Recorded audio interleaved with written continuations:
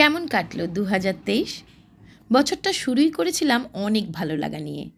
এমনিতেই আমি খুবই অ্যাডজাস্টেবল, পজিটিভ মাইন্ডেড হলেও সাথে সাথে খুব উচ্চাকাঙ্ক্ষী এবং সেলফ কনফিডেন্ট মানুষ। ছোটবেলা থেকেই অনেক স্বপ্ন দেখেছি এবং সেগুলোকে নিজের ক্ষমতায় পূরণ করার চেষ্টা করেছি। এখনও অনেক স্বপ্ন দেখি। আমার বিশ্বাস সেটাও আমি পূরণ করব।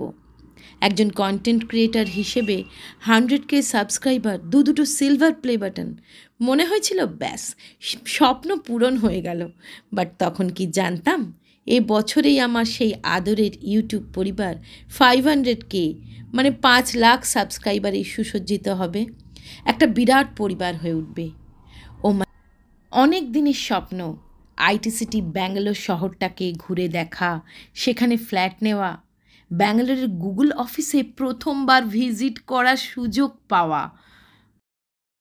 ও মাই গড, গুগলের তরফ থেকে ছোট্ট ছোট্ট উপহার, বেশ কিছু সমাজসেবামূলক ক্যাম্পেইনের সাথে যুক্ত হওয়া। আবার এই 2023-এই জীবন থেকে প্রায় হারিয়ে যাওয়া একটা রিচুয়ালস, ভাইফোঁটা। 20 বছর পরে একমাত্র দাদাকে ফোঁটা দিতে পারা, দাদার সাথে মন প্রাণ খুলে অনেকটা দিন কাটাতে পারা। ফাইনালি আরও একটা সিলভার বাটন, মানে নিজের প্রতি আরও একটু আত্মবিশ্বাস বাড়ানো।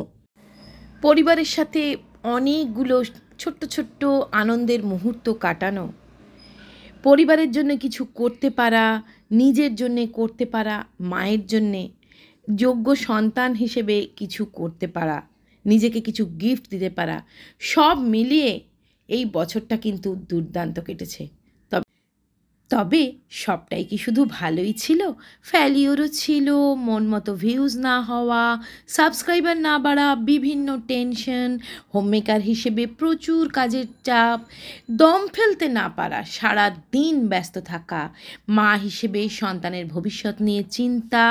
তবে যাই বলো, ভেঙে না পড়ে বছরটা আমার স্বপ্ন পূরণের বছর ছিল। By the way, happy new year guys.